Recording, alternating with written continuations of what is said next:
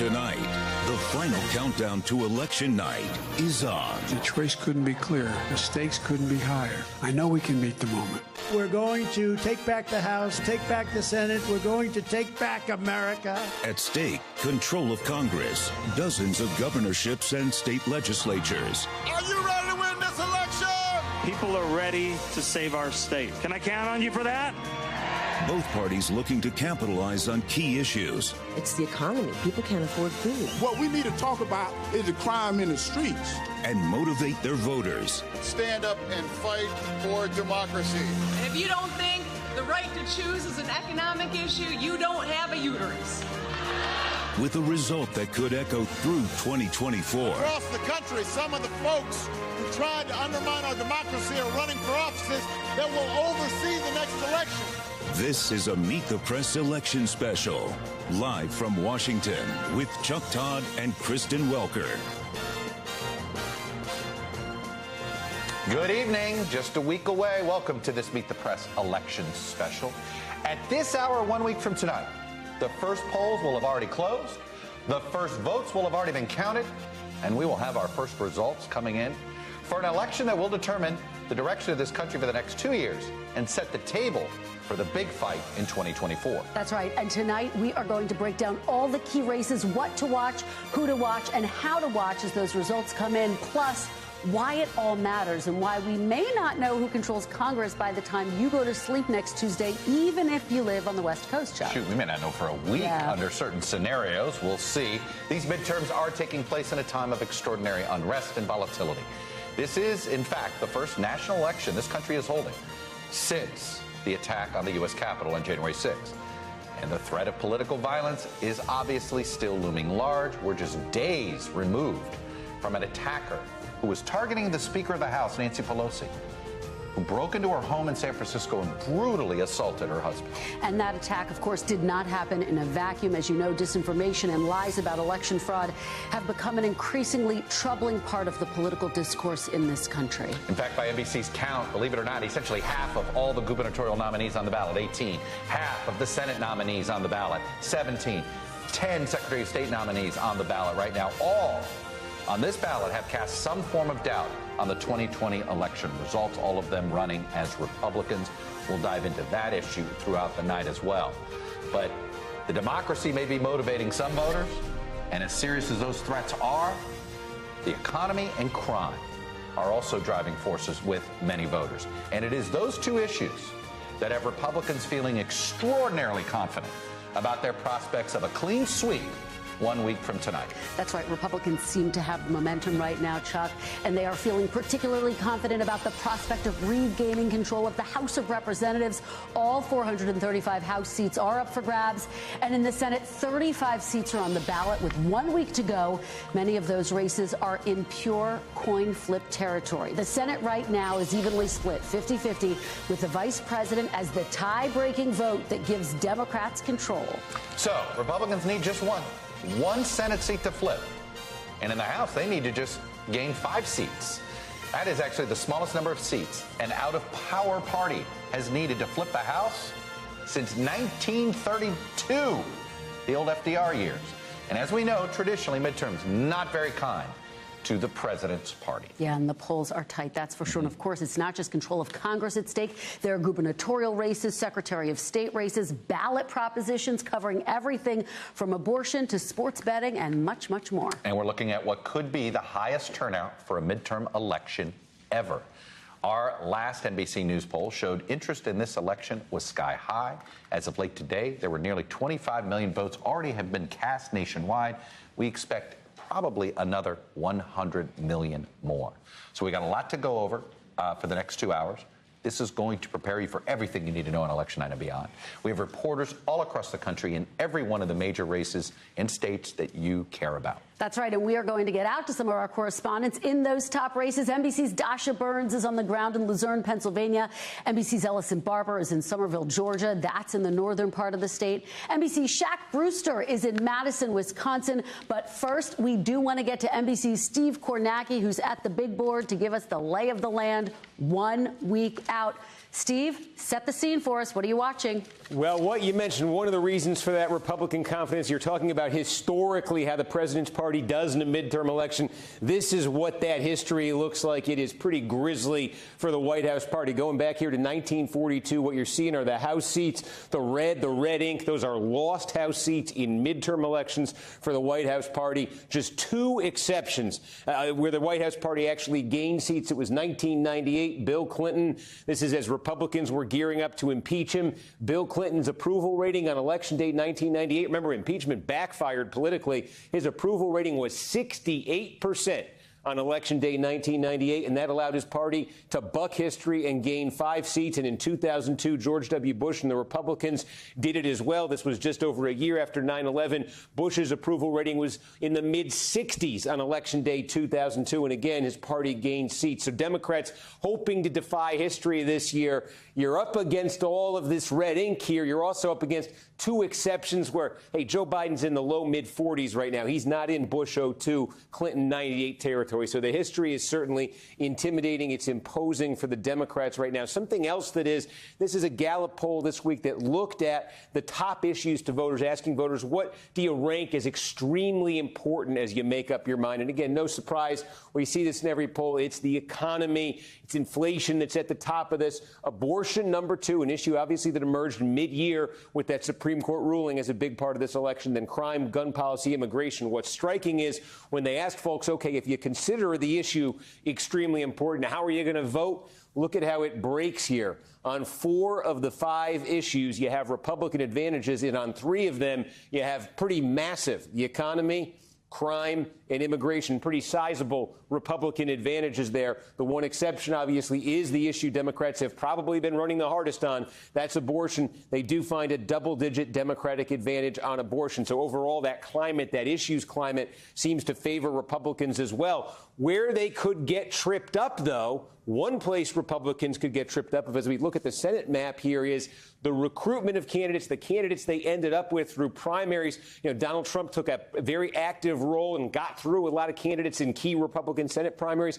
Could it cost Republicans key seats they might otherwise win and that chance to get the net gain in the Senate? Could they lose it? So what you see here in blue, those are the most vulnerable Democratic seats where Republicans are trying to play offense. In red, the most vulnerable Republican-held seats where Democrats are trying to get flips. And just take a look, a couple of these here. In Georgia, if you're following politics this year, you are familiar with the struggles Herschel Walker has had, the revelations, the accusations, the campaign trail stumbles. Is Herschel Walker going to fall short against Warnock in a year that might otherwise be favorable there for a Republican in Georgia? Blake Masters has been underperforming. Kerry Lake, the gubernatorial candidate, as he runs for Senate in Arizona, was Masters a weak nominee there. J.D. Vance got that nomination in Ohio.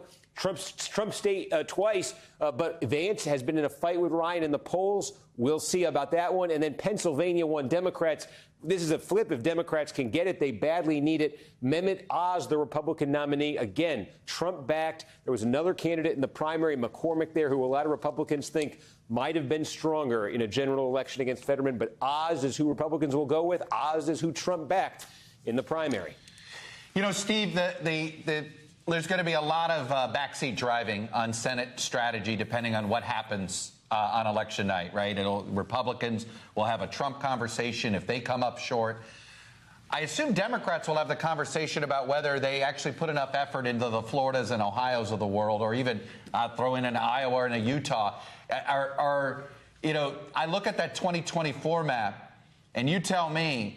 But if Democrats don't hold the Senate in 22, I don't know how they hold in 24, how they get it back in 24. Yeah, the collection of seats up in 24, you're looking at Joe Manchin. Could he get reelected again? Would he even try? Could any other Democrat win in a state like West Virginia? Throw Montana in there, a bunch of others. Yeah, and I think, look, it depends. If Ohio ends up, there's 2 ways Ohio can go to me here if the Democrats don't win it. If it's a nail-biter, the question you're asking is one they'll be asking. But the other thing we've seen in Ohio in 16, 18, and 20 is the final polling had it real close, and the election results had it pretty sizable for the Republicans. Well, Steve, there seems to be this, Republicans keep saying this to us in briefings. In polling, the Democratic number is accurate. It's the Republican number that seems to fluctuate more, whether that's MAGA voters that don't want to talk to pollsters or whatever the reason. There does seem to be some volatility there. And I think that could be one of the other questions we're potentially asking after this election. And I mean, 16, 18 to some degree, and 20 definitely pose some big picture questions about polling. Are they amplified by 22? Right. Yeah. That's for sure. All right, brother. Steve Kornacki breaking it all down for us. Steve, thank you so much. You got it. Let's head out to Dasha Burns now in Pennsylvania. Dasha, you have, of course, been covering the razor-tight Senate race out there, which has so many twists and turns. Obviously, the gubernatorial race in the spotlight as well. In this final sprint, what are you watching? And the significance that you're going to have all the heavy hitters there over the weekend, President Biden, former Presidents Obama and Trump. Well, Kristen, Chuck, you know why I am here in Luzerne County, of all places, tonight, and it's because it's one of the places that we've been watching for our County to County series. Let me set the scene here. This is a county that was once a Democratic stronghold, full of union towns, blue dog Democrat towns. But in 2016, Trump won this county by double digits. He did it again in 2020. And because Democrats have lost in areas like this, they really need to run up the numbers and win big in Philadelphia and in the suburbs around Philadelphia, which have been a major battleground here, especially in the Senate race. Oz has been trying to chip away at Fetterman's lead in the suburbs. He's been focusing on the economy. He's been focusing on issues of crime, which are the issues we consistently hear, especially out of suburban women, as top concerns. But you know who actually was Blue Island in Luzerne County in 2020 is Josh Shapiro.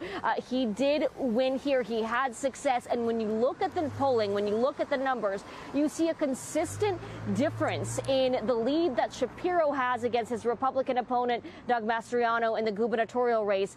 Whereas in the Senate race, you've seen these two candidates, Fetterman and Oz, neck and neck in the polls. And why do you think that is? Well, we've been talking to experts. There are folks who are going to be splitting their ticket this time around, voting for Shapiro and Oz, especially Republican voters who are more moderate, who simply can't vote for Mastriano, are willing to stomach Shapiro and think Oz can potentially be a more moderate voice. This is something that kind of goes against the narrative, guys, of the political polarization we've seen. But turns out the voters we've been talking to, candidate quality does matter. And these are the voters that could potentially make a difference on Election Day, guys. That's for sure. Dasha Burns in Pennsylvania. Dasha, thank you. We're going to move to Ellison, Barbara, in Georgia. And you know what's interesting to me about both the Pennsylvania race and the Georgia race, Ellison, is neither the candidates are not having a debate about issues. In many ways, they're both character tests of different reasons. And in Georgia, my goodness, you can't look at your television without seeing either something about allegations against Herschel Walker or something about domestic allegations against Raphael Warnock. How nasty has this gotten in the last 10 days? It has dramatically increased in terms of messiness, the back and forth. You know, earlier in the campaign, when there were all these questions coming out about Walker's past, particularly as it relates to allegations of violence, things that he had openly talked about in the past, saying that it was something that occurred because he was struggling with mental health issues.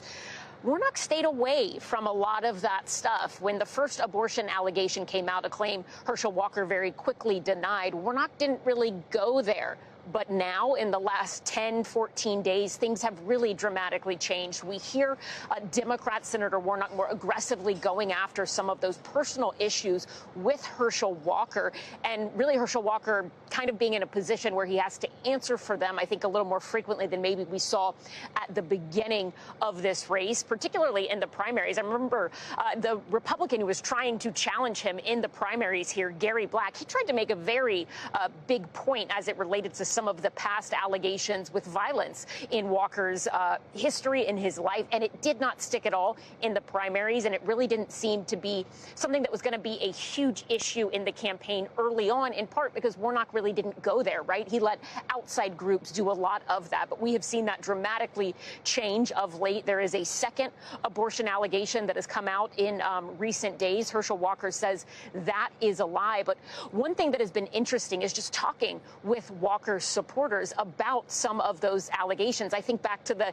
interview that Kristen Welker did with Herschel Walker, where she was asking him about some of his struggles with mental health issues, that part of his past. And the answer he gave to that was, he said, I have been redeemed. I do not live in that house anymore. And what we're seeing with a lot of the Republicans in this state, the base, white evangelical voters who are very important for Republicans, is that they feel like that answer is sufficient. They don't believe the abortion allegations, but on the other controversies, the fact that he talks about his faith, that he says, I don't live in that house anymore, that resonates for them. I will say quickly, we're looking at a new AJC poll, and in this poll, Warnock and Walker are essentially in a statistical tie. But what is most interesting to me is that within that poll, there is a small but significant percentage of Republican-leaning voters saying that they're not going to vote for Herschel Walker. According to this poll, 6% of Republican-leaning voters who said they are going to vote for incumbent Republican Governor Brian Kemp say they will not vote for Herschel Walker, and an additional 5% said they're going to vote for the Libertarian candidate instead. And in a tight race, guys,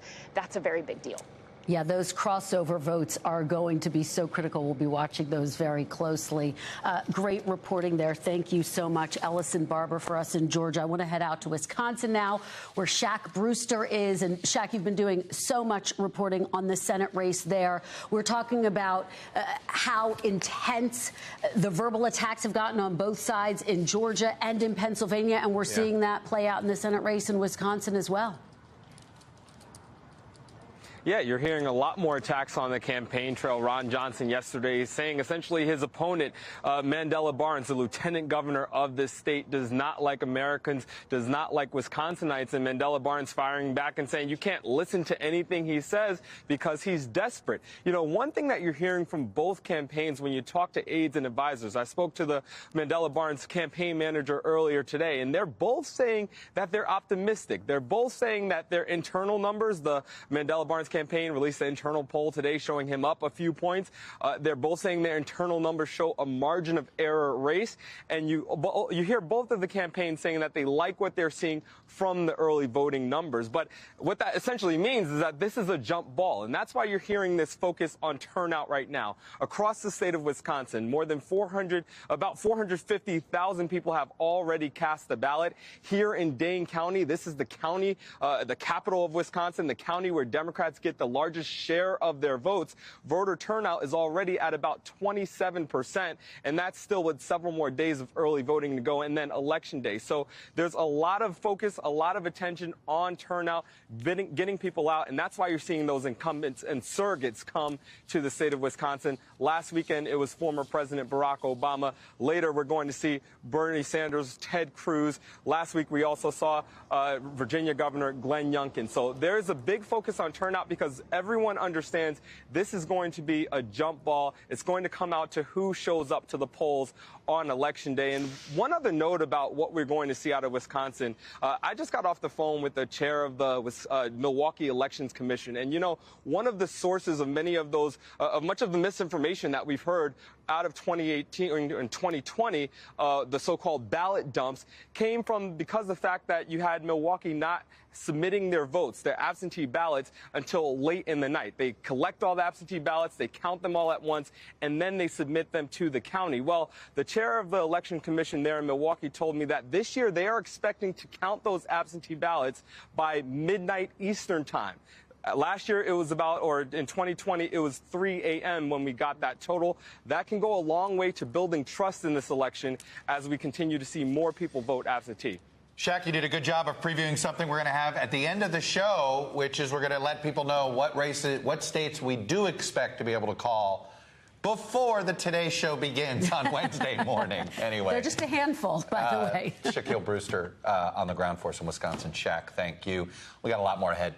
We got battle for the Senate. We got to talk gubernatorial races. We got House races, you name it. In fact, next, I'm going to show you some of the races we are following very closely in that fight for the control of the House and what Republicans say they plan to do with control of Congress. But first, take a look at what else is on the ballot in some states. 5 states are voting on recreational marijuana use.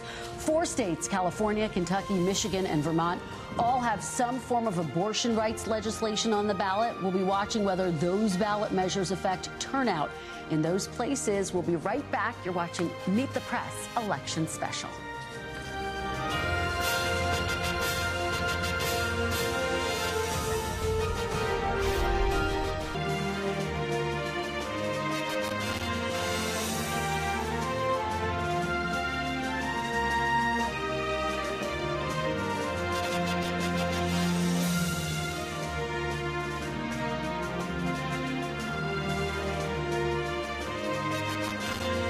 Welcome back to our Meet the Press election special. As we said at the start of the show, Democrats hold a very slim majority in the House right now, so Republicans only need to gain 5 House seats to take control of the chamber. There are 435 House seats, all of them up for grabs. But we've narrowed it down to just a handful to watch on election night to know which party will hold on to the Speaker's gavel. Chuck is at the big board here to walk us through some of those key races. I'm waiting for a bit of a reboot here on the board. Welcome to live television. While we do here that, we go. yes, All right. go for Now it, we've got the big board up and running here. Let me get people to our interesting way to watch election night tonight here on this front. We got 8 races that we identified in the political unit. And to give you an idea, right now, most of these are held by Democrats. A couple of them are brand new seats. Colorado 8 and essentially North Carolina 13 are sort of created seats after reapportionment. But when you look at all of these 8 seats, these will tell you if Republicans are winning control of the House, they're going to run a majority of these 8. But let's take you a quick little trip through them here so you can get an idea of where they are. And hopefully our map will take you there. There we go. Here's the 8th district in Colorado. This is essentially one of these, and all of these districts have almost the same thing in common. They're a little suburban, they're a little exurban, and they're a little rural. That's what makes them interesting battleground districts. So here you've got the Denver suburbs all the way up there to the Fort Collins suburbs. A little bit in between, similar district there in Colorado. Let's go over to Minnesota too, the suburbs of St. Paul. Let's travel there. Angie Craig, she was in a tough race last time. She's in a tough one this time. Same thing. This is a suburban district that starts creeping out into the exurbs and into some rural territory. It's what makes this such a 50-50 race. I'll take you over to Nevada 3. This is in the Las Vegas suburbs down here. This is a bit different. It's Vegas. Plus, there's a lot of new population here. In many ways, the Las Vegas congressional districts remind me a lot of the fast-growing Central Florida congressional districts. A lot of people who didn't live in Nevada 2 years ago and 4 years ago are suddenly residents down here.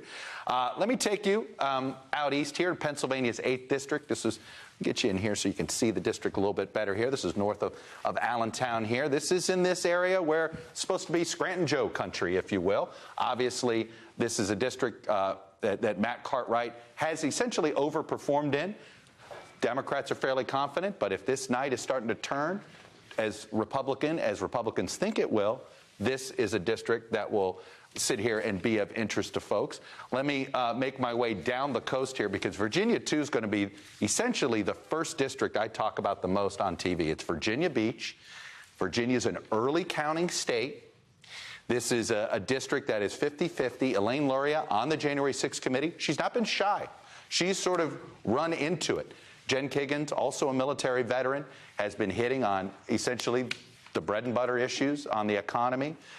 And has essentially said that she's been focused too much on January 6th, if you will. It's going to be an interesting test, both of the residents of the January 6th committee, but also this district is as swingy as they come, if you will. And this is one we should know early.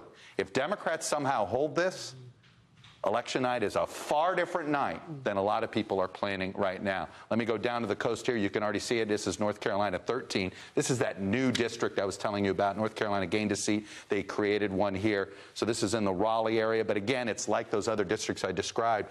In the Raleigh area, it's pretty urban, but it's kind of sprawly. It's kind of exurban and rural. And it's got a little bit of everything that makes it such a pure battleground, if you will. This is brand new. Bo Hines is somebody that's been on the Trump side of the Republican ledger. It's something the Democrats believe gives them a chance to hold this seat, even if Republicans end up winning statewide. And then finally, 2 other races that we want to keep an eye out. If Democrats have any hope of having a better than expected night, they got to be able to defeat a Republican in California, David Valadao, the only one of the few Republicans who voted to impeach Trump who sought re-election. He's been hanging in there. He looks like he's going to survive.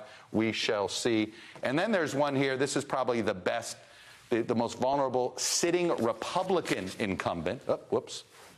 I take you over here to Omaha. This is the single congressional district that Joe Biden won in 2020. Even though he won it, Don Bacon was able to win re-election.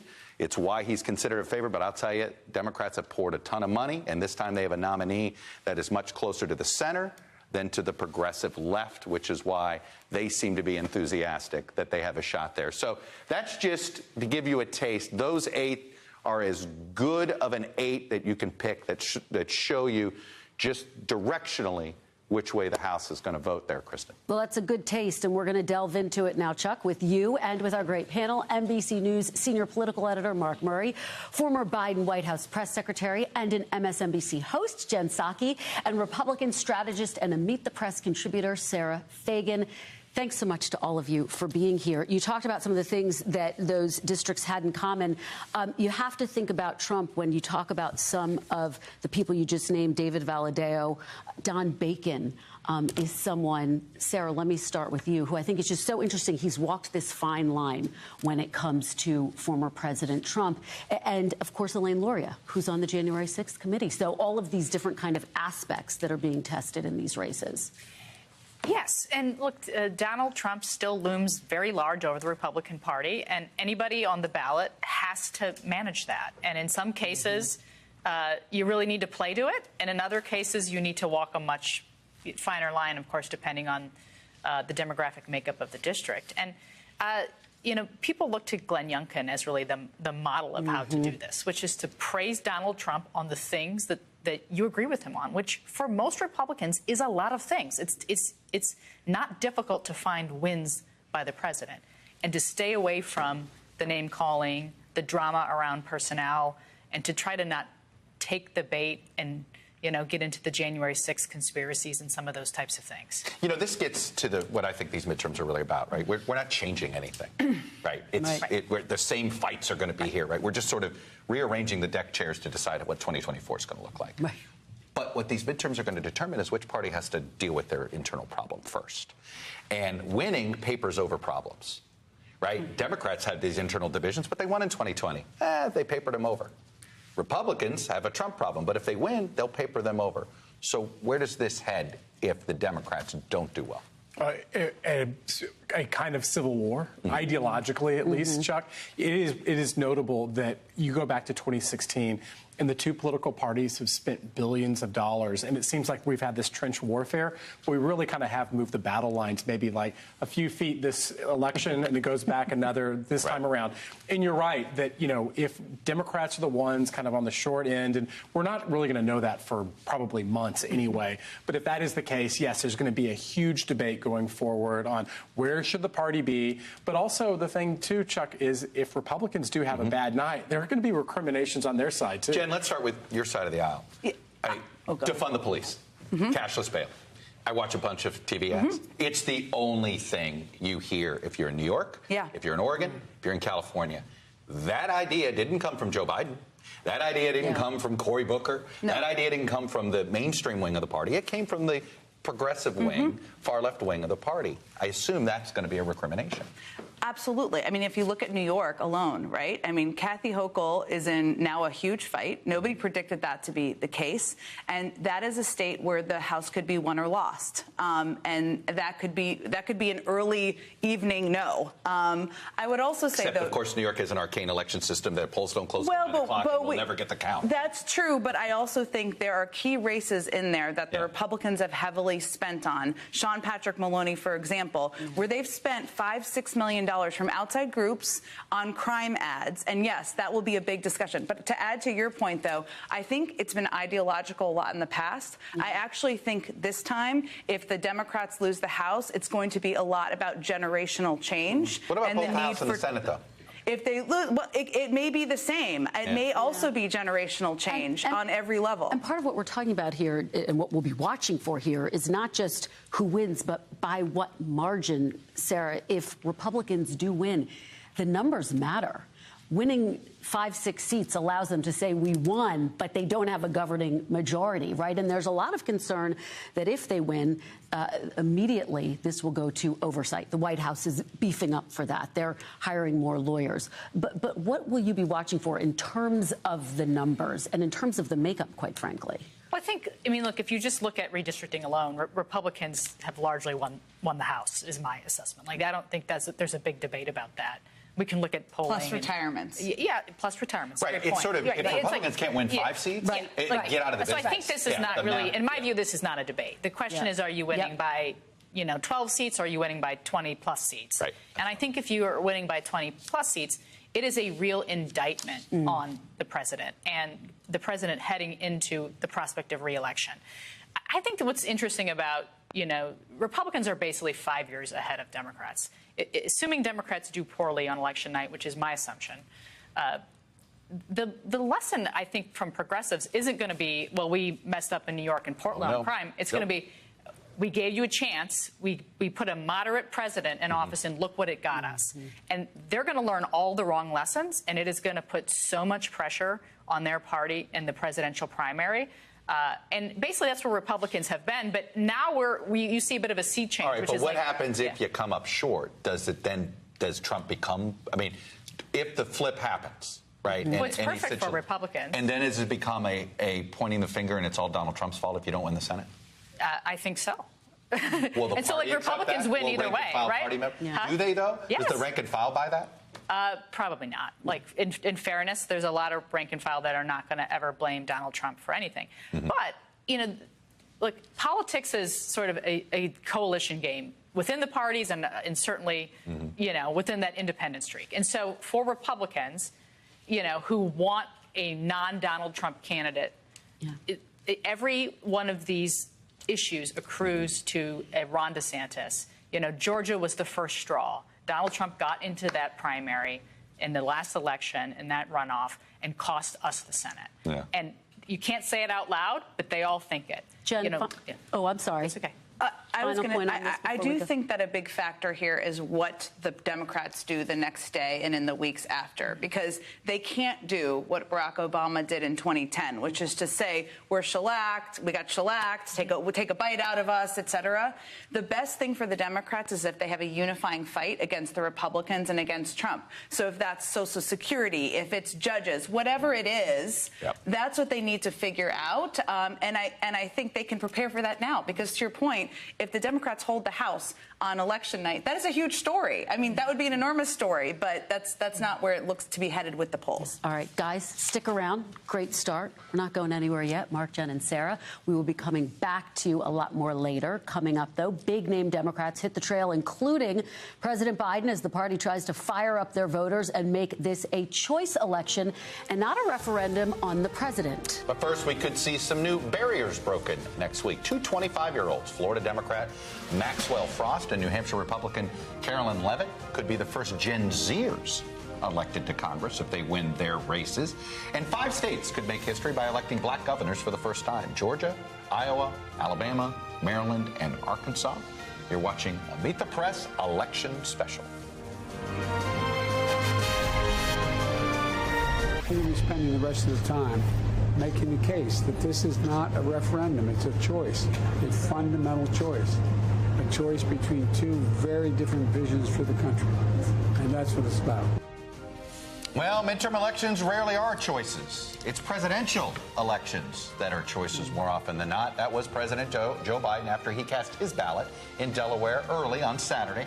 And he's repeated a line we've heard from him quite a few times this election cycle. It's what incumbents always want to say, painting next week's election as a choice between two visions for the future of America, and not simply a referendum on the economy or Biden himself. But guess what?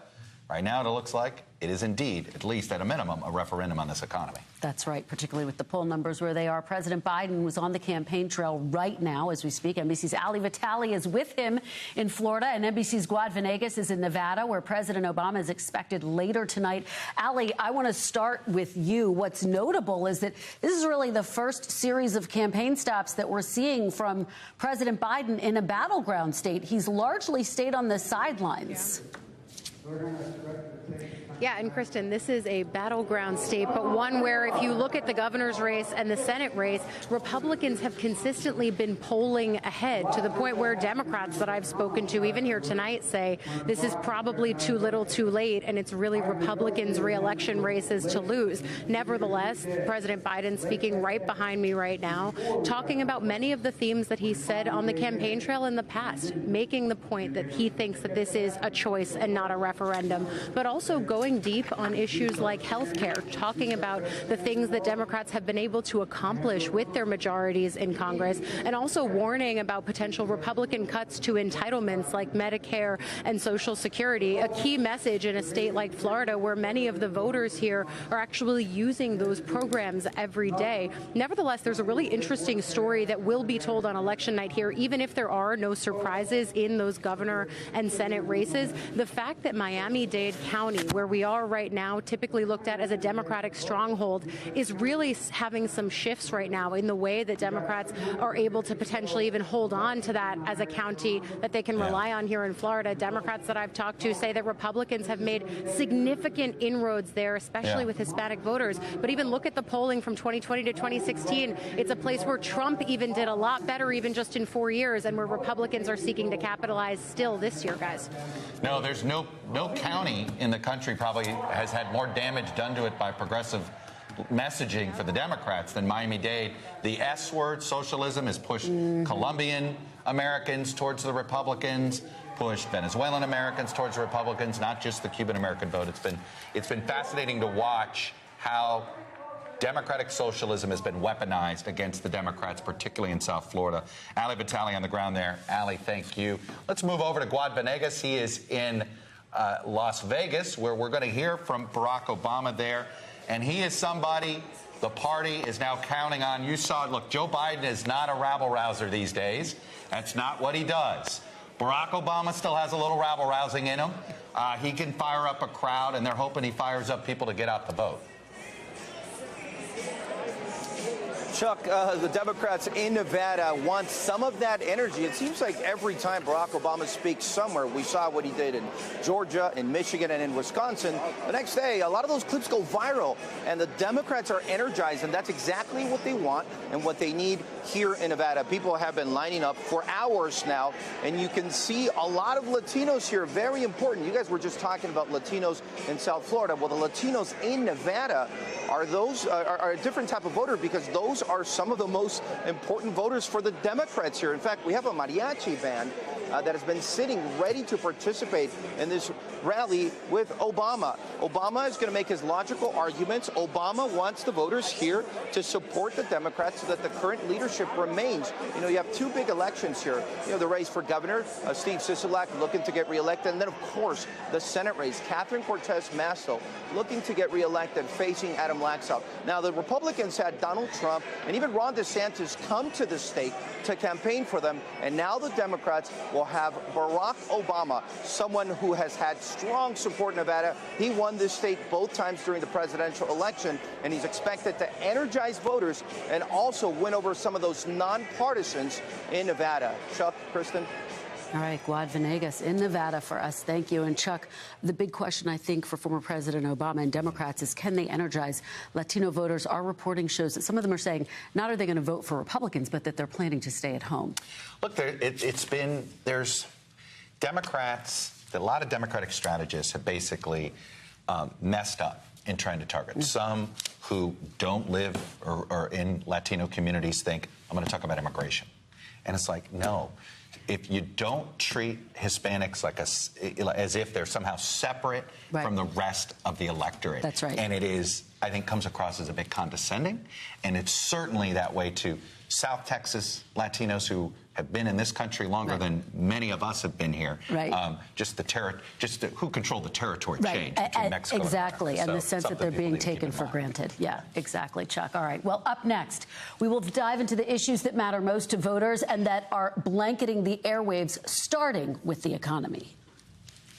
Liberal politician Sherry Beasley is coming for you and your wallet with higher taxes on almost everyone, even families making under $75,000. In our family, I make breakfast. But since Biden took over, breakfast and everything else is much more expensive. Kids these days, Bill? Yep. I'll take Zach Nunn. He joined Washington politicians who cut Social Security and Medicare to fund tax breaks for rich folks. Maybe we should privatize Social Security, right? We got to cut the knot at some point. Masters would risk our hard-earned life savings, all while giving huge tax cuts to corporations.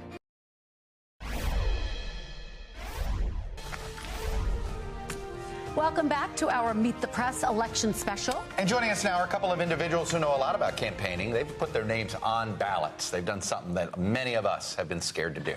It's former Missouri Democratic Senator Claire McCaskill, and on set with us is former North Carolina Republican Governor Pat McCrory. He was actually an unsuccessful candidate for the Senate this year. He ran in the Republican nomination and against somebody who was backed by Mr. Trump.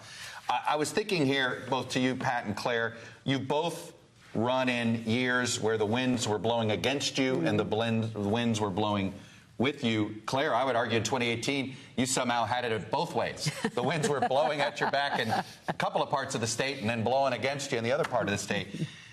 Let me start with you, Claire. Compare what you think you're seeing and feeling here in 22 versus what you thought you were seeing and feeling in 18.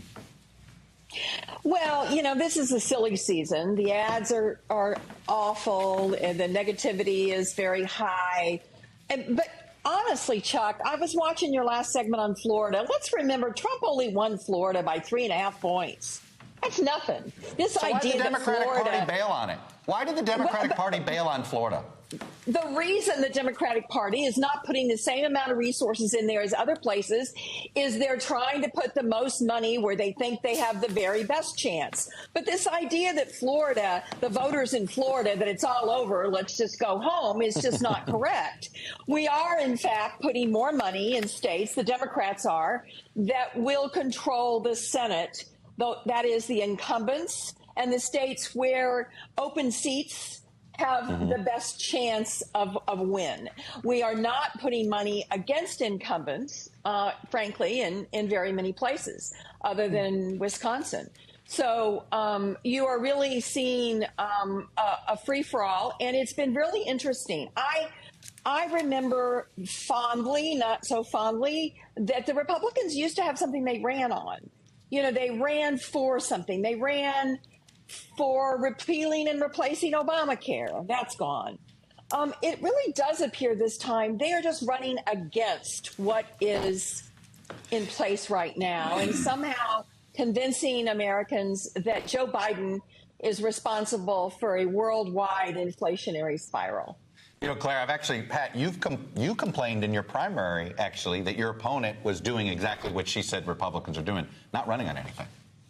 Well, you're running with super PAC ads backing you up. And maybe the smartest move, which we learned from Joe Biden, is hide as much as possible. Let the ads speak for themselves and let the natural environment speak for themselves. And right now, the natural environment is a terrible economy when you go to the grocery store. Buy turkey or chicken right now. Let that speak for itself. Just stay the heck out of the way. And my opponent did that in the Senate primary, let a super PAC spend $12 million.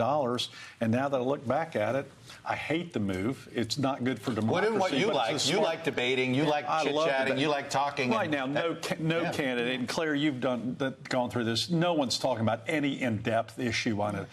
No foreign policy. No one's talking about the issue of the deficit. No one's talking about the Ukraine war. I mean, it's like there is no detail in anything in any of these debates. Well, and that favors the Republicans. And I wonder what you both make of the strategies that we're seeing on both sides, because you do see a number of Republicans focused on inflation, the economy, as Claire is saying, on President Biden. At 1,000 feet level. Yes, right. And you see Democrats focused, a number of them, squarely on the issue of abortion. I mean, Claire, do you think that there's an over-indexing on the issue of abortion, or do you think that, based on what we saw in Kansas, based on what we saw in that special election in New York, that actually the turnout will be bigger than polls would suggest right now? Honestly, Kristen, I don't think it's so much abortion as is extremism. You know, it is one thing for the Supreme Court to overturn Dobbs. It is a whole nother thing for these state legislatures to enact the laws they have that are, I'm in my state, the government now is going to force births on any rape victim. End of discussion. And that is very extreme. And the same thing, I mean, candidates are talking about gun safety, because this stuff polls up at 75% of Americans don't want a rape victim to be forced to give birth. They do want some common sense gun safety. I really, and of course, the big lie, the extremism on steroids, which is undermining democracy by trying to convince America that there was a fraudulent election when there wasn't. And I think those three things, along with talking about health care and what they've done on health care, protecting Social Security and Medicare, I think that's the package the Democrats are trying to wrap up for the voters. Do you think it was a little late? You think this turn to Social Security and Medicare came awfully late? Well, it was a gift. It was a gift, Chuck, that was given to the candidates by things that other candidates said. I mean, one of the problems you have in campaigns right now, and Pat knows this very well, it's not the facts that move people, it's what they believe. And that's why when something comes out of a candidate's mouth and it's on video, it's so important. When Blake Masters said in Arizona, it's time to cut the knot on Social Security, when he said that out loud and it was on video, that was a gift that moved that Senate race fully to Social Security. And I think Mark Kelly has done a very good job of taking that case to him. Well, remember the movie Network, I'm mad as hell and I'm not going to take it anymore? That's kind of the environment of this election right now. In fact, the candidates are almost irrelevant unless they build upon that rhetoric. That's what's drawing out the vote. Now, a lot of Democrats are furious at the Supreme Court. They're furious at January 6th. They're furious at a few other issues related to that. Trump, they're furious. The Republicans are furious at the prices at the grocery store. That's the main issue that they're furious about. And they're also mad. They don't like Biden and Harris. And they also mad about crime. Yeah. And crime is it's almost like everyone's running for mayor right now. Being a mayor for 14 years, it's almost like everyone's running for mayor right now. Claire, I'm curious what you thought. Governor Sununu said to me on Sunday that I was asking about election denialism, and he said, hey, you're in a bubble. We care about cost of living issues here. And I thought, well, it doesn't matter where I live in a bubble or not. Democracy issues matter. But it was almost, it felt like he was making the argument that, yeah, but hey, the voters are more upset about this right now, so we're going to focus on this. Well, there's no question that no one is going to slow down and realize that inflation in America is no worse than it is in most of the developed world. This is not an America problem. This is not a Joe Biden creation. This didn't happen because Joe Biden beat Donald Trump. It happened for a whole lot of other reasons, including the pandemic, including the war in Ukraine. It's a lot more complex. But obviously, that's a deal.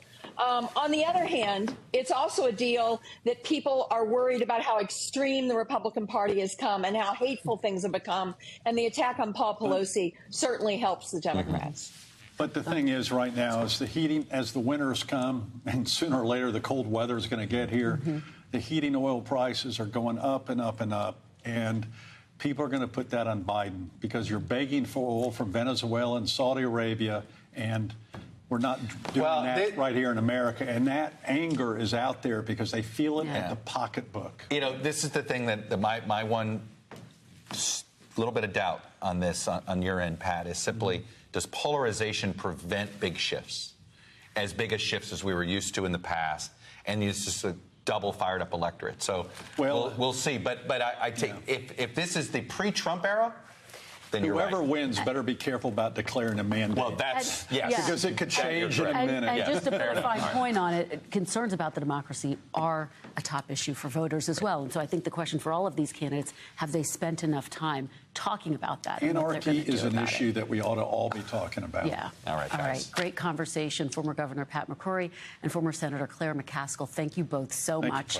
Coming up next, we are on the ground in New Hampshire, which is always a top battleground state to watch. Plus, Chuck is going to walk through the path for both parties to win control of the Senate. That is ahead. And if tonight's special is not enough, we've got even more in-depth guides to the midterms. In fact, the book to have right now. Check out our NBC election book. It is free. We're not going to charge you. We probably should, but we won't this time. 60-plus pages of everything you need to know about next week's elections, brought to you by the dynamic team that makes up the NBC News political unit. By the way, you can just scan the QR code on your screen. You can get it that way and sign up for First Read, and you'll not miss anything we do here at NBC News. We'll be right back with more of this Meet the Press election special.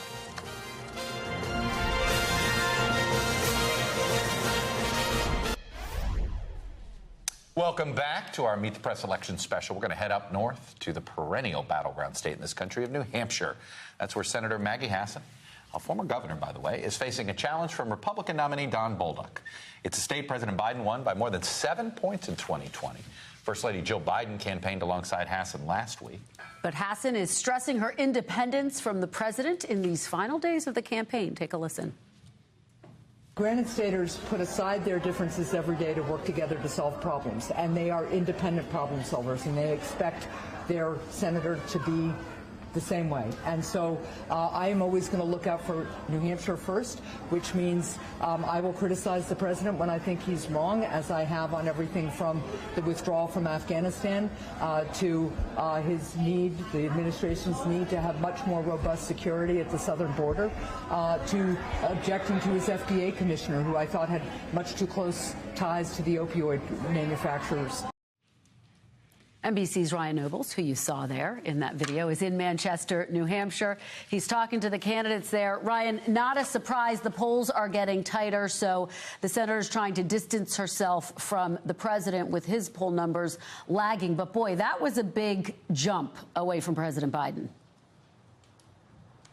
Yeah, it really was, Kristen, and it's interesting because you probably had other correspondents tell you tonight that they've seen their candidates track closer to the base of their party, working toward a turnout election and trying to turn out both Republicans and Democrats. But New Hampshire is a very independent state, and the voters here, even if they align with Republicans and Democrats, pride themselves on voting for candidates from both parties. And that's why you see both Maggie Hassan and Don Bolduc tracking a bit closer to the middle. And after we caught up with Senator Hassan today, we went out and talked to her opponent as well. And Don Bolduc told me tonight that the reason that he sees Maggie Hassan trying to distance herself from President Biden is because she senses that he's getting a lot closer to her in the polls. She's a career politician, so she's doing what all career politicians do, and that is, you know, they're going to distance themselves in the last week of the campaign because she sees that I've closed 11 points down to being a point ahead.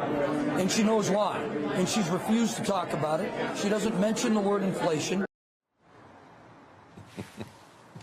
And, of course, Don Bolduc's done a bit of tracking back to the middle on his own as well. He, during the primary season, really leaned into the idea that the 2020 election has stolen. He has now since said that he believes President Biden is the rightful winner of that presidential election. We'll have to see if voters in the Granite State buy either of this track back to the middle in a week from now, because there's no doubt, Kristen and Chuck, that this is one of the races that could decide who controls the United States Senate in the next Congress. Well, as I said on Sunday, New Hampshire's going to New Hampshire. That's just what they do. The bell tolls for thee, Mr. Nobles. Anyway, Ryan Nobles in New Hampshire for us. Ryan, thank you. Folks, we are just past the top of the hour, and if you're just joining us, you are watching the Meet the Press election special. 7 days till the midterms.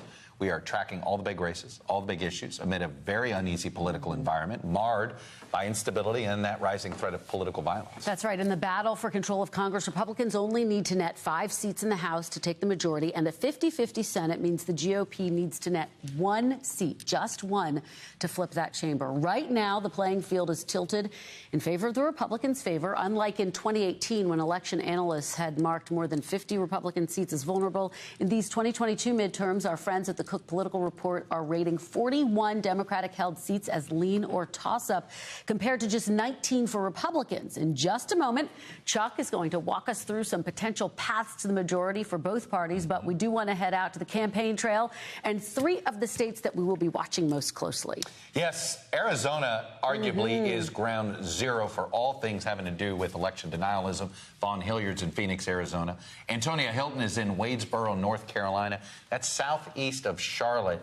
And the North Carolina Senate race has been one that's been teetering on the edge of the battleground, if you will. Jesse Kirsch is in Columbus, Ohio for us, where that Senate race has also been on the teeters. But let me start in Arizona because, Vaughn, it feels like Arizona, you know, I say this, each state has sort of a issue personality to it. You know, we know some states are very economic-centric, inflation-centric, crime-centric, right? Nevada's an economy state. Feels like Wisconsin and New York are looking like crime is the #1 issue. In Arizona, it really has been the democracy and election denialism that has been at the heart of many of the campaigns, not just the governor's race. Because those Republican candidates have made that the case here. But if you're looking at Blake Masters here, this is a situation in the Senate race that is a little bit different. You saw him face pressure from former President Trump in just the last couple of weeks after the debate performance earlier in October, when he was up on the stage and suggested that he had not actually seen any evidence of vote tampering, if you may, that would have changed the 2020 outcome, instead of making the case that it was big tech that caused Donald Trump to lose the race in Arizona. He received pushback from Donald Trump at that point, and that is where you have seen him in recent weeks tie himself closely to the likes of Kari Lake, who is attempting to essentially drag him across the finish line.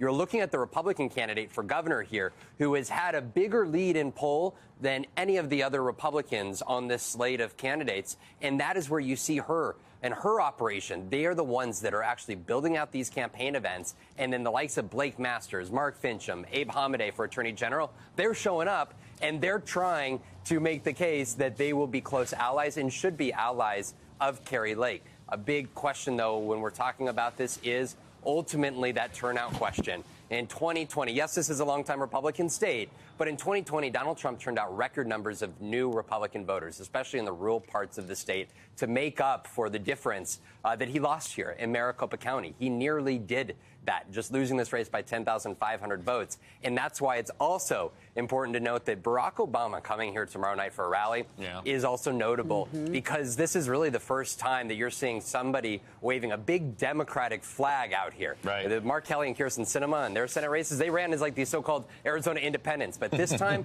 they're going to stand on stage as a Democratic party with a Democratic president to try to turn out votes here in these final 7 days. Right. Well, Barack Obama has his sort of 2006 mojo back, where red state, I remember in 06, every red state Democrat, they wanted Barack Obama campaigning for him, not Hillary Clinton. I think we're back to Obama being the favorite there. Anyway, Vaughn Hilliard in Arizona for us. Vaughn, thank you. And, you know, Barack Obama is a great transition to you, Antonia Hilton, in North Carolina, because we don't have the final Obama travel schedule. And I've been obsessed with one city that is not yet on his schedule, and it's where you are right now, Antonia. It's this Queen City of Charlotte. If the Democrats are serious about North Carolina, Barack Obama will be in Charlotte. If they're not, we won't see him. Right now, we don't know, do we, Antonia?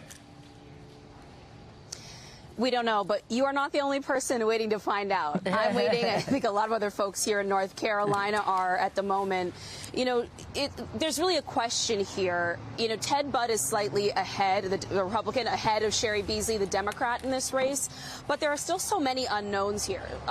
First, because there's so many unaffiliated and independent voters in this state, many of whom in one breath will tell you that, you know, they are alarmed at the rollback of abortion rights in this country, but then will also tell you they're angry at the Biden administration over gas prices and the rising cost of living here in the state.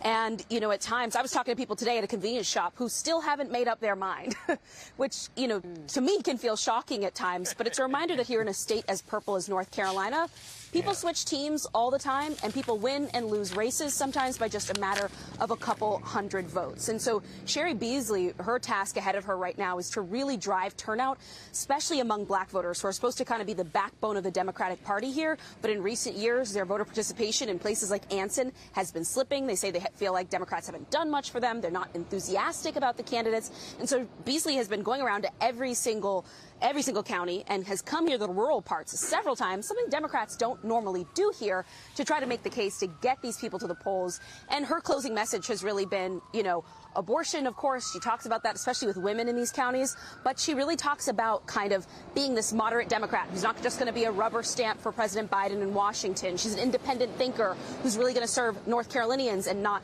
you know, D.C. special interests or corporate interests. And so whether people are buying that is really the question right now. But I suspect she would love some help from the former president. I would think so. Antonia Hilton, thank you. We will wait to see what happens. We still have 6 days left. We want to go out to Jesse Kirsch now, who is following another hotly contested race. Jesse, so you are there in Ohio. Talk to us about what the polls could not be tighter in this race as well. And obviously, you're dealing with Trump-backed J.D. Vance there. What are the folks telling you there as we approach the election day? Yeah, and Kristen, you talk about a race that is looking to be neck and neck. That varies differently by a lot from what we're seeing in the gubernatorial race here. Incumbent Mike DeWine appears to be coasting toward re-election victory.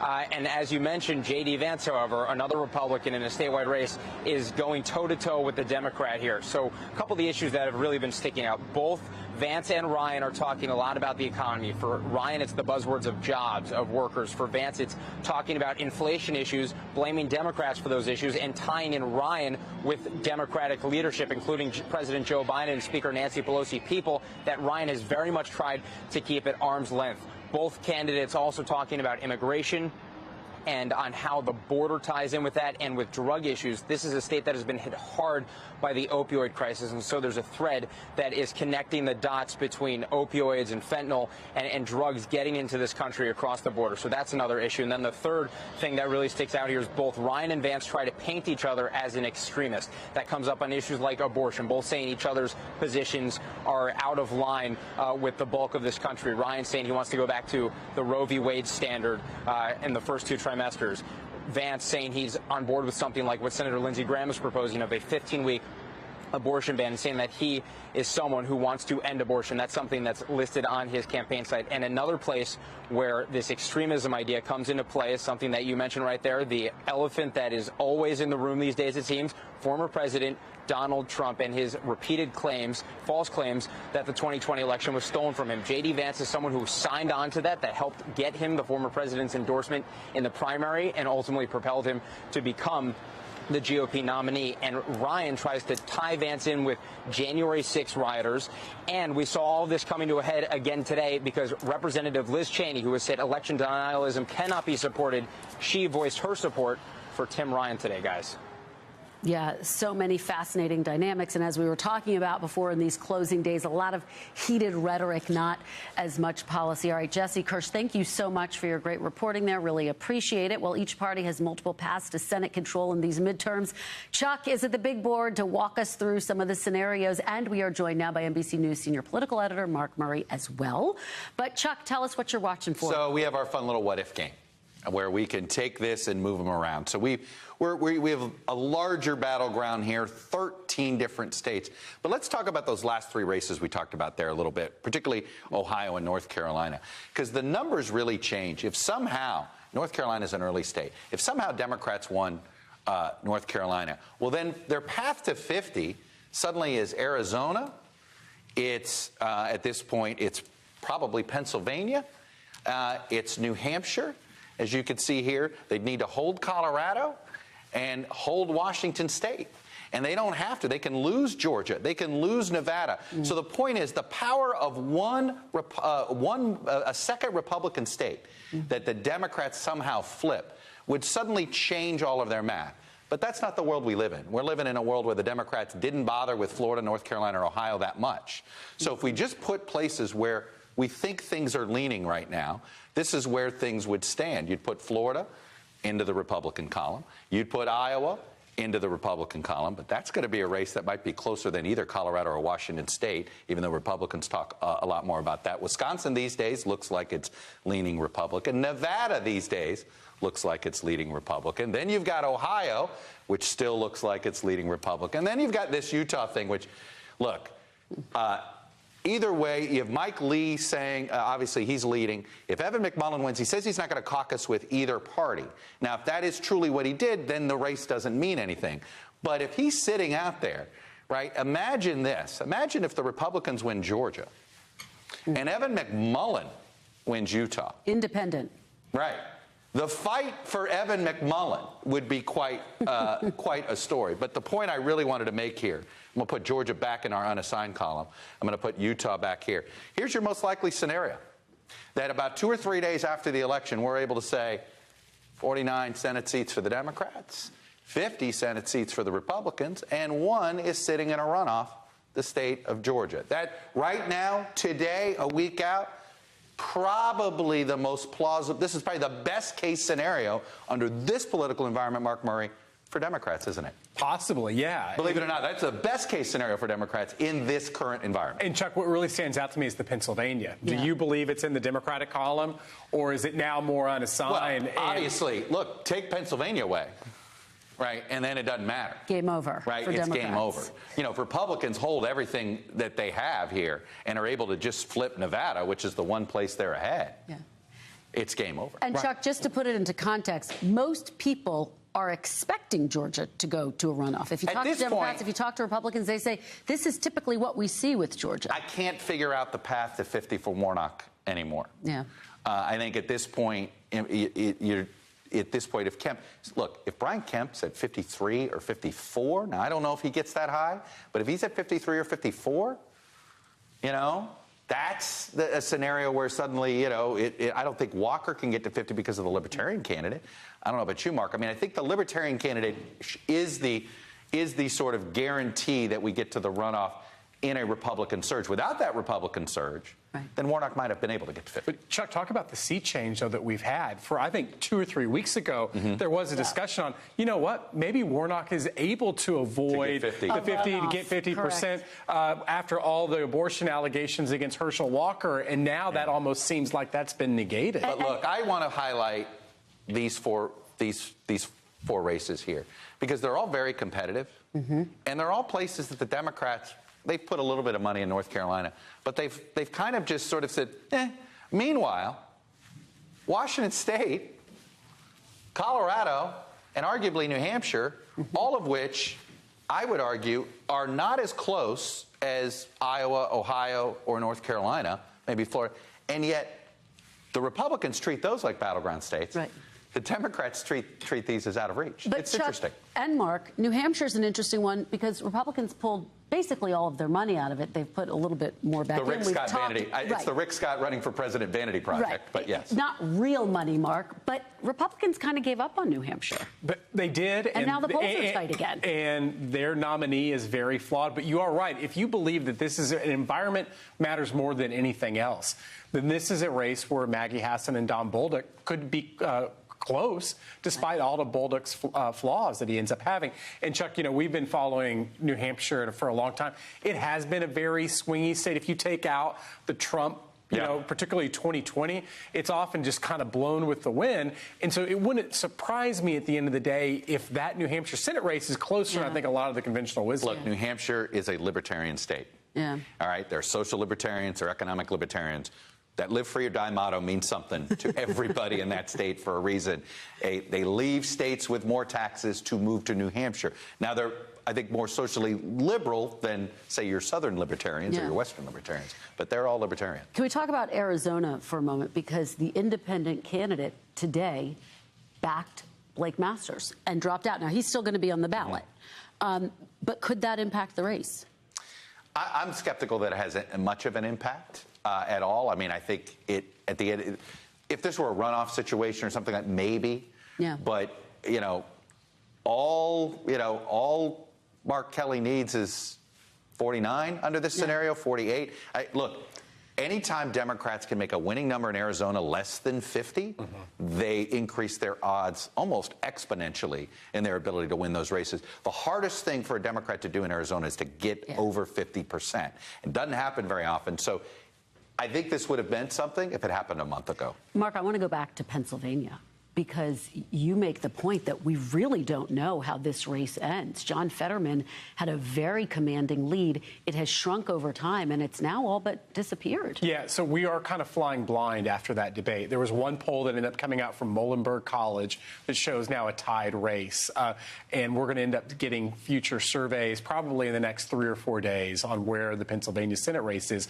But I think that the idea is that a race where John Fetterman was maybe had the 3 to 4 point advantage no longer is 3 or 4 points. And so, again, but does Josh Shapiro carry John Fetterman over the finish line from that gubernatorial? And we don't know that. You know, there's a lot of gubernatorial coattails. Are there any, or how short are they? Right. Whether it's Kathy Hochul and how short they may be, or Josh Shapiro, does he have any? If he has some, Mr. Fetterman's going to be a senator. Yeah, and as you said, Chuck, we'll be watching that closely in Georgia as well. All right, good. Mark, thank you for coming back. We appreciate it. Chuck, great to have you at the board. Up next, election denialism, threats to democracy, and Liz Cheney hitting the trail today for a Democrat. But first, more potential barrier breakers to watch. 6 states could elect candidates of Hispanic descent in the House and Senate races for the very first time. And the first Asian and Pacific Island representatives could be elected for the first time in 3 states, Massachusetts, Minnesota, and Rhode Island, all on the cusp of history there. You're watching a Meet the Press special election coverage.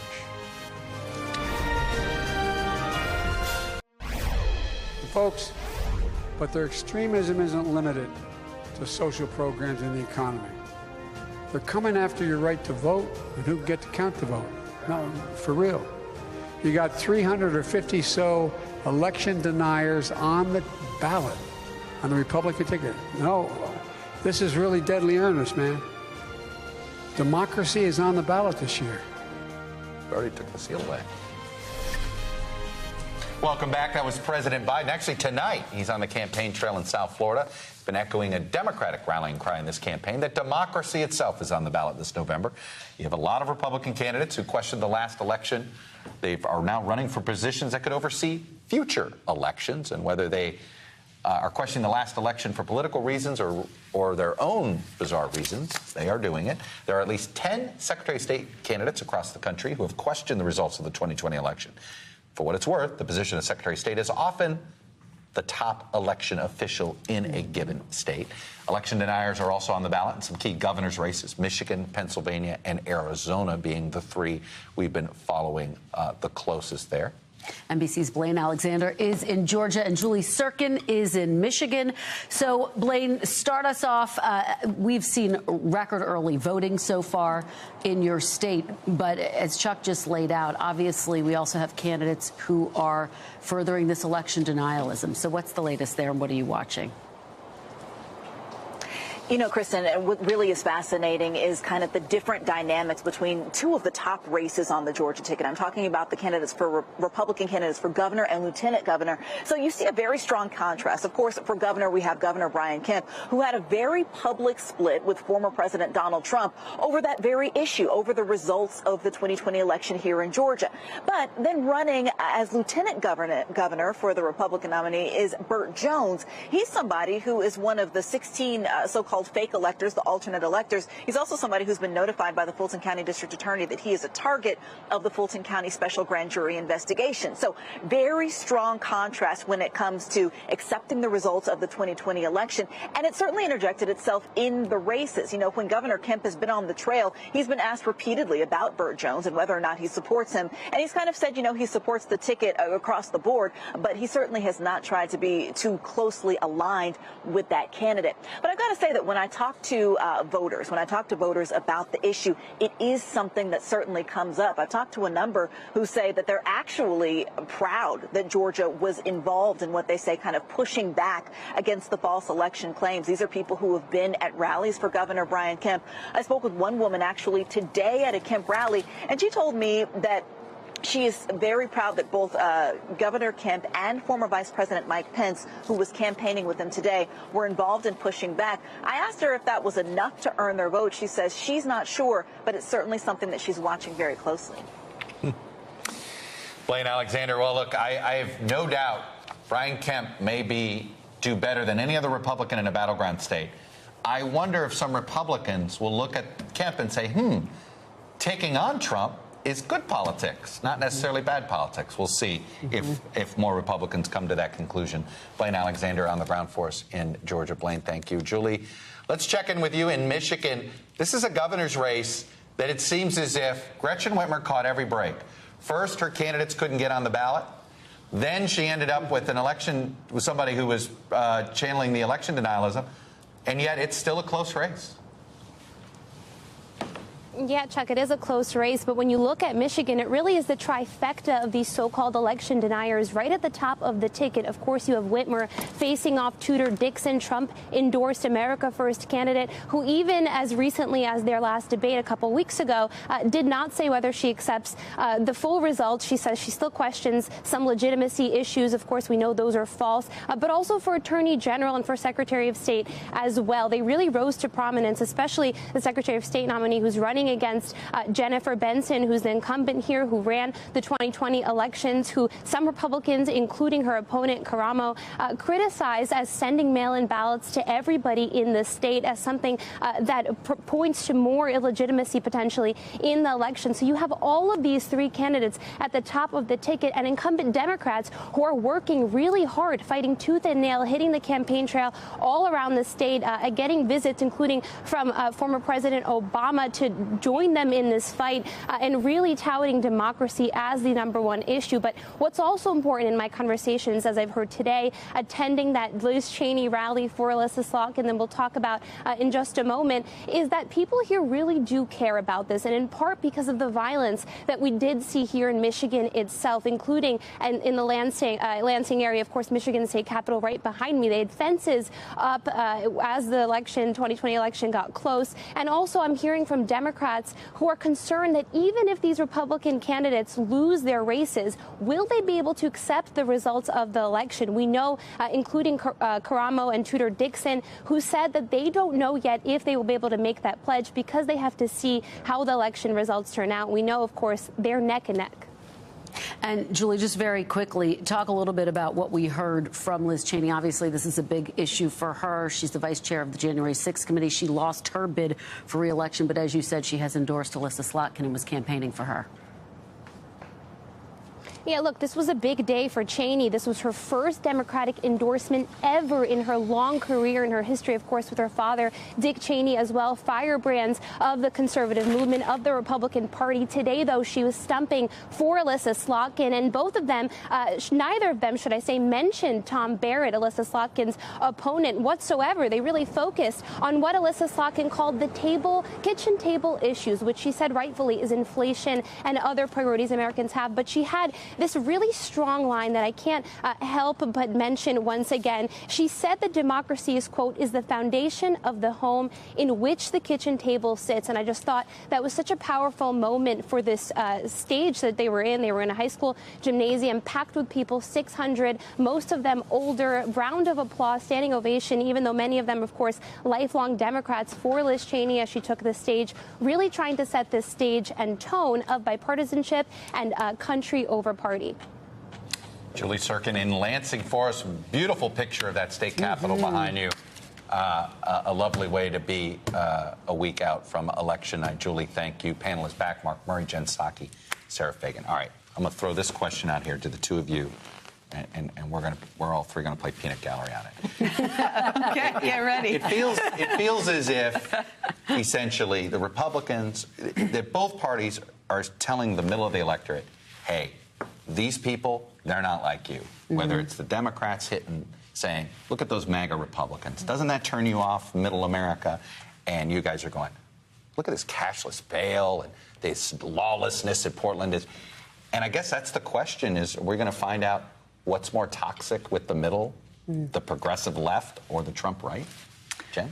Well, look, I mean, every competitive election is typically run in the middle. I mean, there are exceptions to this, but that is... I hope so. Like, what happens if we don't go there, the right? vulnerable candidates on either side are typically in the middle, right? So it is often, not just this election cycle, where people are saying the other side is extreme on whatever it is, on abortion, on democracy, on whatever it may be.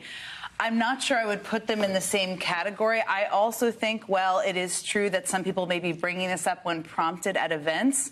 You know, Secretary of State races, election deniers is not what most candidates on either side. I mean, Democrats are not running on that either. So it may also be that at the end of the day, when some of these candidates lose and they question the outcome of the election on the Republican side, or their secretaries of state elected who are election deniers, that is like a rude awakening people have to learn about. Because I'm just not sure that is that You don't feel like it's connected with the middle? No, I don't.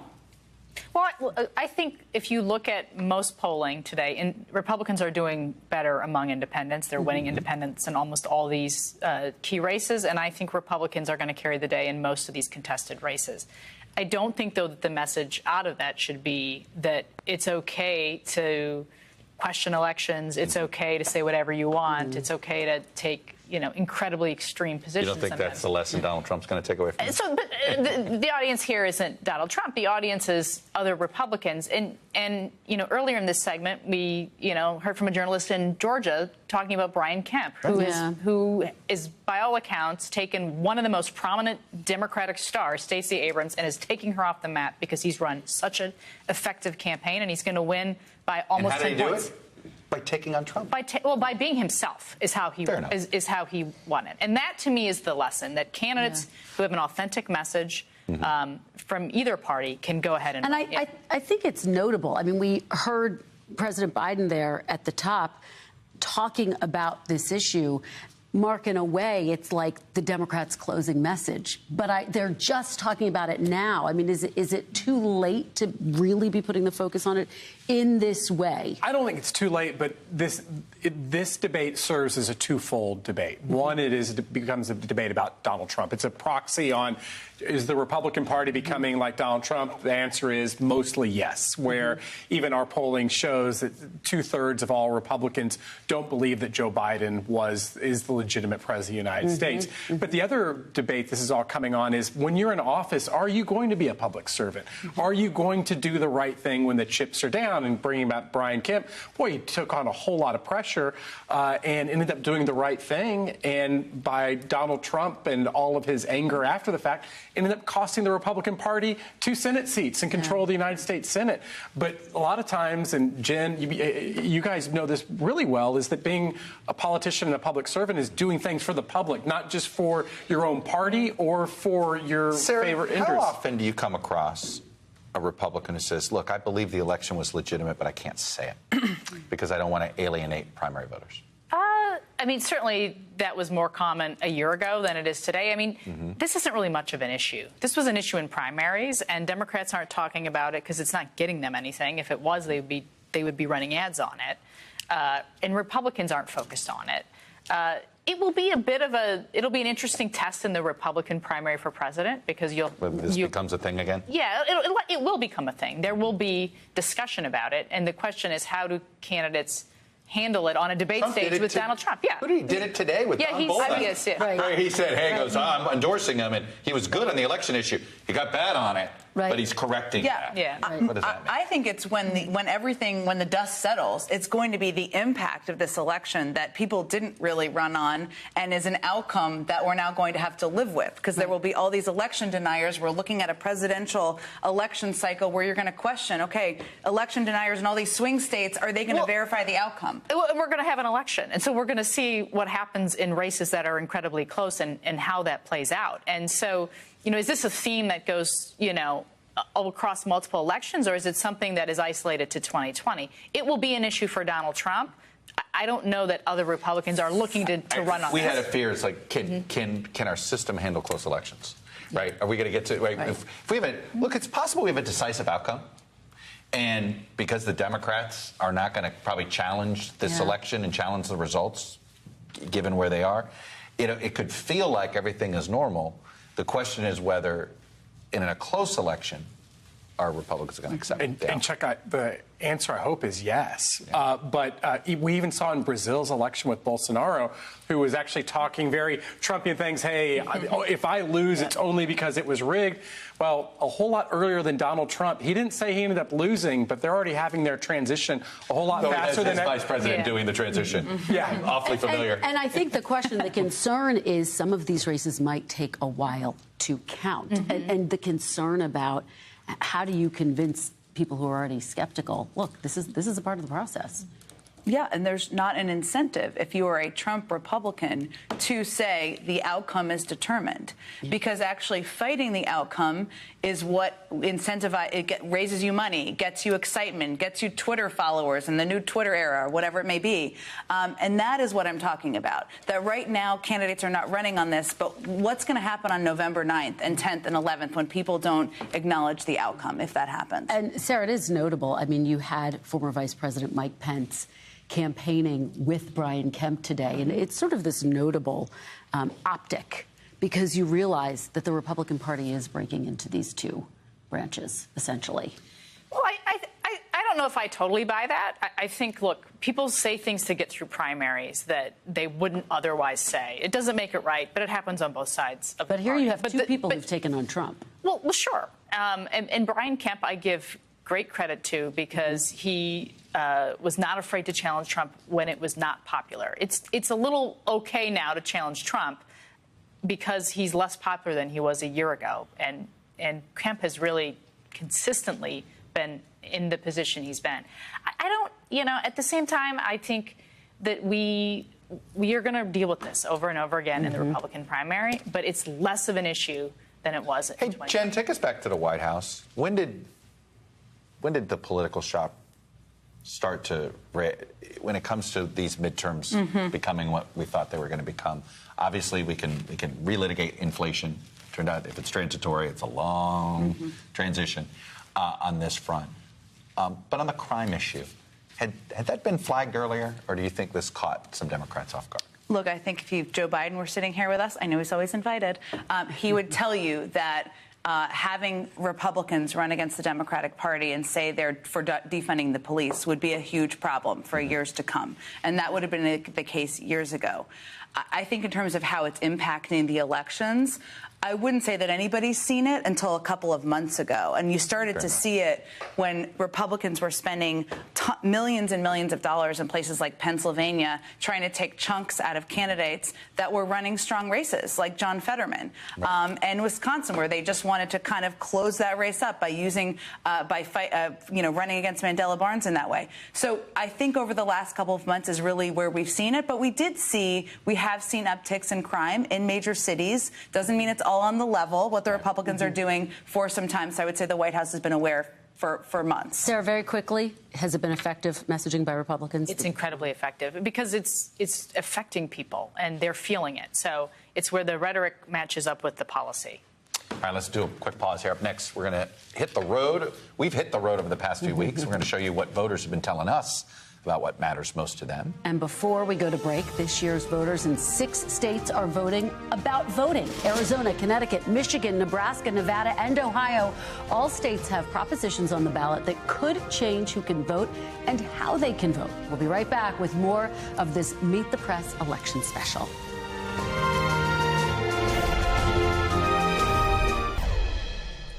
Welcome back. As we have been discussing what matters most to voters, these midterms depends on who you ask and where you ask them. We've been doing just that. A bit self-selecting, though. We've been looking for undecided voters for what it's worth. But in recent weeks, I've been traveling across several battleground states, talking to independent and undecided voters to see what issues might push them in one direction or the other. Take a listen.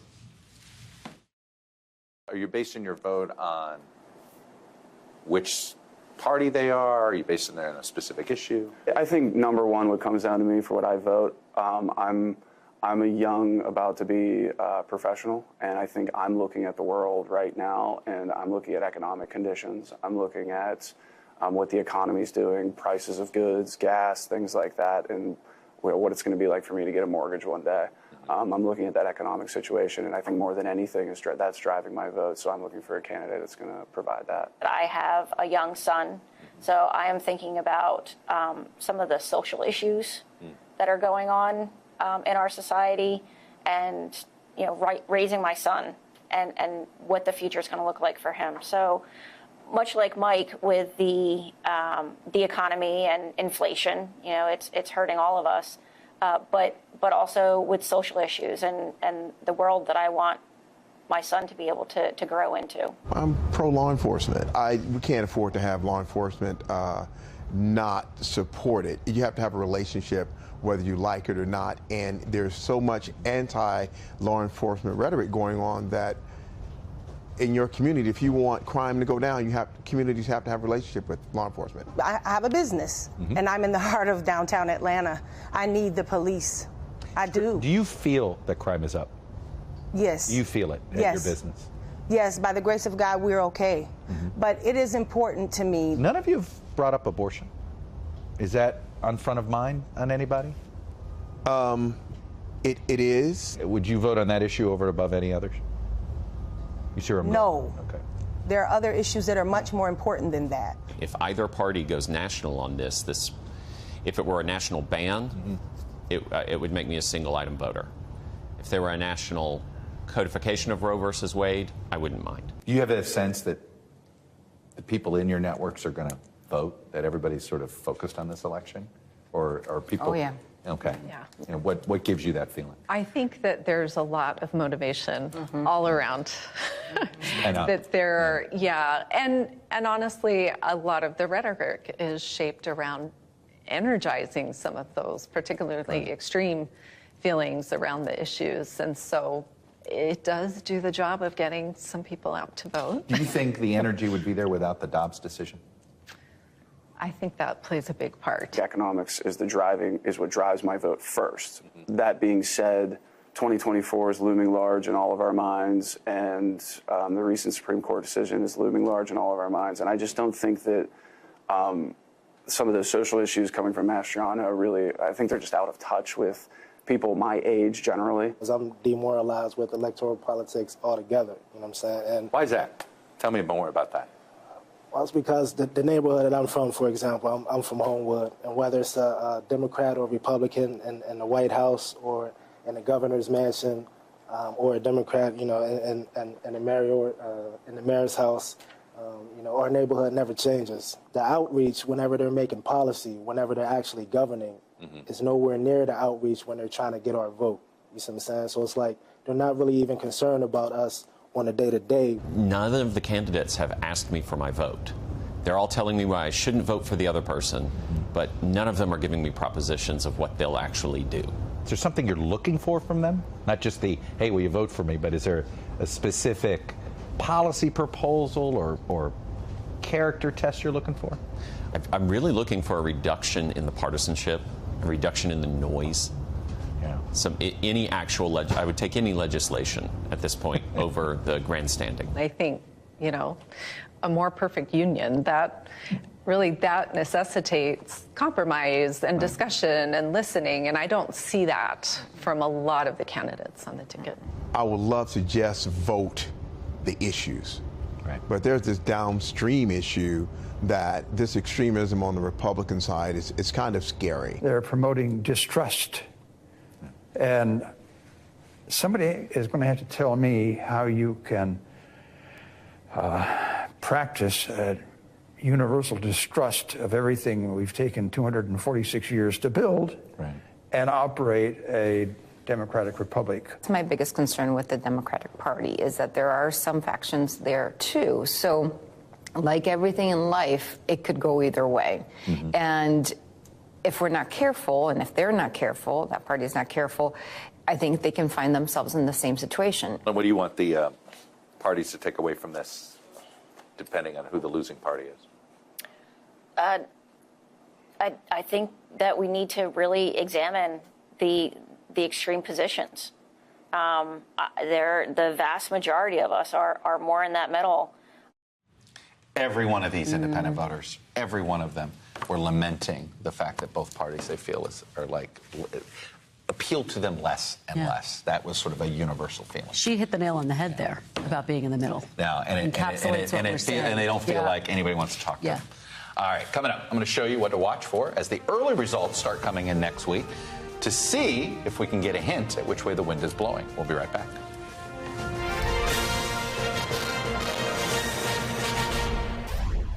Welcome back to our Meet the Press election special. We're exactly 1 week from now. We will start having some election results rolling in from districts around the country.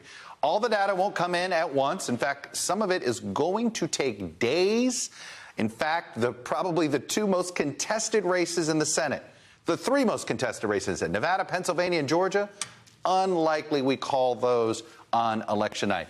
But that doesn't mean we don't get tea leaves to read. So I'm going to take you through the House, the Senate, to give you a few ideas of where things might go. So in the House, we can get some early clues. Come on, button, here we go. We can get some early clues in three races because polls close super early in Indiana and in Virginia. They close. So Indiana, polls close mostly, and I'll say this here, mostly in the 6 o'clock hour up here, but we'll wait till 7 before we'll do any call that. But the first district up here, this is Frank Mervan. He is somebody that the Democrats have held the seat a long time. It is swing-ish, and in a wave year, if Republicans are having this big wave, 20 to 25 or more seats, they could flip that seat. And it's an early seat that we will have some news on quickly. Virginia has two races that will tell us the scope, I think, of the House. Again, this is numbers we'll see quickly. Virginia is a fast-counting state, and it counts fast south to north, if you will. So Virginia 2, we're going to find out. This is the Elaine Luria seat. This is that seat I was telling you about. She's on the January 6th committee. Many polls have had this, a neck-and-neck race. Republicans feel pretty good about it. In fact, if they lose this seat, they might start panicking early and wondering if this night is not going the direction they have. And then Virginia 7, which is really next door. This one might take another hour or so after Virginia 2. This is the Abigail Spanberger seat. This is a seat that if Democrats are losing this, the number's definitely going to be north of 20 to 25, maybe even inching close to 30. If she's holding here, doesn't mean Democrats are going to hold the House, but it probably means the night's not going to be as bad as they thought. Now, let's take a look at the Senate here, and I'll take you to a few Senate seats where we're going to get some early results in, and that would be, let me get you out of here in the map. Florida will be one. We're going to see a lot of numbers early. Florida's an early vote state. Polls close at 8 o'clock over here, but they basically close at 7 o'clock everywhere else. And unlike Pennsylvania, Wisconsin, and Michigan, Florida counts their early vote first. So we're going to get a ton of vote in. In fact, you should expect Val Demings to be carrying that vote at least until we hit about the 50% mark. Now, if she's not, that'll tell you something already about the night and how long it takes us to call the Florida Senate race. If indeed Florida Senate is going to stay Republican and Rubio's reelected, are we calling this at 9 o'clock? Are we calling this at 10 o'clock? Can we not call it by midnight? When we call this, if indeed this it will tell us, obviously the competitiveness of Florida, but this will tell us something about the night itself. And two other early poll closing states, North Carolina is 7:30 and Ohio is 7:30. Again, if these are trending Republican, if we're calling them quickly, that tells you the Republican trend is blowing pretty consistently in one direction, and this could carry over into the night. This is taking us a long time. Then it tells us that maybe this is going to be a much more complicated night. And speaking of a long time, let me leave you with this little nugget, which will give you an idea of when we'll have results. In 2020, if you look here, this is when by 6 a.m., 1 hour before the Today Show, by 6 a.m., how much of the vote did we have counted? Well, Florida, 99%. North Carolina, pretty close to 99. Wisconsin, how about that, 97.5. And Ohio. Now it's when it starts getting tricky. Georgia, if we're only at 94%, we probably won't have even called whether or not we're in a runoff. Nevada, if you recall, we got to 85% here and at 6 a.m. I think it took us another 3 days to get to 100%. And then you just go down the line here. Michigan, Arizona, Pennsylvania, New Hampshire. Let me bring it back to the table. This is why we're calling it election week, Mark Murray. Yeah, Chuck, and it's a really good reminder that some states count quickly, other ones don't. And the real big reason why it's going to take a while to count in places, particularly like Pennsylvania and Wisconsin, is that those states aren't allowed to count their absentee and mail-in ballots until Election Day. And so if you have a lot of them and Democrats more and more end up are big mail-in voters, then it's going to take a while to process and maybe count them 2-3 days later. We all have bellwethers. What's yours? I'm looking at Pennsylvania. I think if Dr. Oz wins that Senate seat, Republicans are going to pick up the Senate by a couple seats, at least 2 or 3. Problem is, you won't know that result until after you know other results. Well, you didn't ask that question. I know. That's really what I was implying. How about what's something you get to know before midnight on Tuesday? I would say I would look at the margin in any of these early states. To me, Florida, North Carolina, and Ohio. And so that will tell you. So at one point, Marco Rubio was a few points, ahead of Val Demings. It's widened. But does he win by 7 or 8, or does he win by 11? And that to me will tell you everything. And Jen? I mean, I was going to say Pennsylvania too, but you also said come on, we got to know on Tuesday night what's your bellwether. Yeah.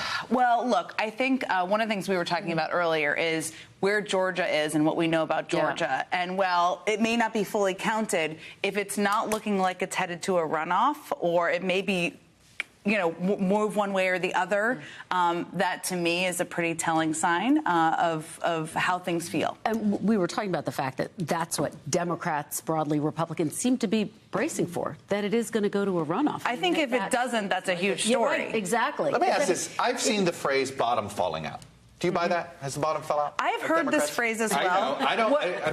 What often Democrats who are working on races or polling say that about are House races, less than Senate races, where they say that in some of these races, people are just coming home to the party that is their party of natural tightening. But their party of registration, or they are starting to make decisions about voting for one full ticket, and things are hitting them. So I hear it more about the House than other races. And Sarah, you were saying that you are expecting Republicans to win more than 20 seats in the House. You assume most close elections are going to tip in one direction. I think most close elections will go to the Republicans, and they'll win both the Senate and the House. And I wasn't there in the Senate, a month ago or 6 weeks ago. I thought it was possible. But I didn't know for sure, and I obviously don't know for sure, but I'm pretty confident Republicans are going to... Jen, what do you make of that number, 20 seats? That's a number that a lot of people are talking about. I mean, Democrats I think that might be conservative. One important I think it might be too. One important caveat to the bottom dropping out is that just 2 years ago, Republicans were the ones who were worried in House races, Senate races, governor's races. Hey, this is going to be a terrible environment. Things did a whole lot better, and so there is kind of a reminder that sometimes the last 3 Octobers have been this way. Right. And actually in August, sometimes you want to bet against the conventional wisdom because there's one more turn of the worm in the last week. Yeah, go ahead. August has been a tough month for Republicans in the last several elections as well. And look, at the end of the day, the fundamentals in this economy are so problematic for so many Americans that if you just take a step back, of course Democrats are doing poorly. They control every lever of government right now. Yeah, Mark, you and I were talking about earlier, it's important to keep an open mind because there could be motivating factors that are not showing up in our conventional wisdom, in the numbers. How much are you expecting potentially a surprise? Kristen, I'm going in with the most open mind possible. We're not going to know one, and also like how we count on election night. It's important noting, in 2018 and 2020, when we ended up getting the North Carolina results and the Florida results, it actually is like, oh, this is looking like a good Republican night. And then all of a sudden it's like, oh, wait a second. Entirely. How about 2018? Yeah. I mean, we forget this. That was one. And this is something, in fact, I've had Republicans say, hey, the margin, you may not know the margin of the House victory for days. Yeah. Right. And that's what happened. I think we didn't realize there was a 40-seat pickup till like Friday. For days. Yeah. I mean, one of the things Democrats have talked about that I speak to have told me is they're going to have to manage expectations of sometimes Republicans saying, look, we're winning, it's over, it's done, when really some of the ballots still have to be counted and Democrats are bigger mail-in ballot, participants. And so there's going to be a lot of spinning, I think, that happens election night and the morning after, and we may not know. I want to close with something that, Sarah, you said the last time you were on this panel. All the wasted money on television. And I was just obsessed with this. You said something like 70% of television ads are being wasted on just 30%. Well, I think so you see basically 40% of the electorate seeing most of the TV ads. And so There's a lot of ways to know. There's a lot of change happening in the way video is consumed. Yeah. That's for sure. We know more people are consuming it streaming. Yes. That's right. Yes. Ever Thankfully. before. Yes. Mark Murray, Jen Psaki, Sarah Fagan, thank you all for being here. Big thanks to the entire team of NBC News reporters who've been out in the field for us, not just tonight, but literally all election long. And they're not going anywhere for the next week or two, depending how long this takes. Don't miss next week's special election coverage. It'll start 6 p.m. Eastern. It'll be featuring live results. I told you, we'll have raw vote in from Indiana starting at 6 p.m. Forget just exit polls, raw vote. So be here at NBC News Now right then. And don't forget to get our NBC News election book. 60-plus pages. This is free. We should charge you. We're not. Next year we will. But it's everything you need to know about next week's elections, and it's brought to you by the NBC News Political Unit. Scan the QR code, and you can get it even faster. And as always, we'll have more live reporting tomorrow on Meet the Press Now at 4. Kristen, thank you. Thank Great you. partner. Been a pleasure. Thank you. You got it. We'll Have see a you good here night. tomorrow, and we'll see you next Tuesday.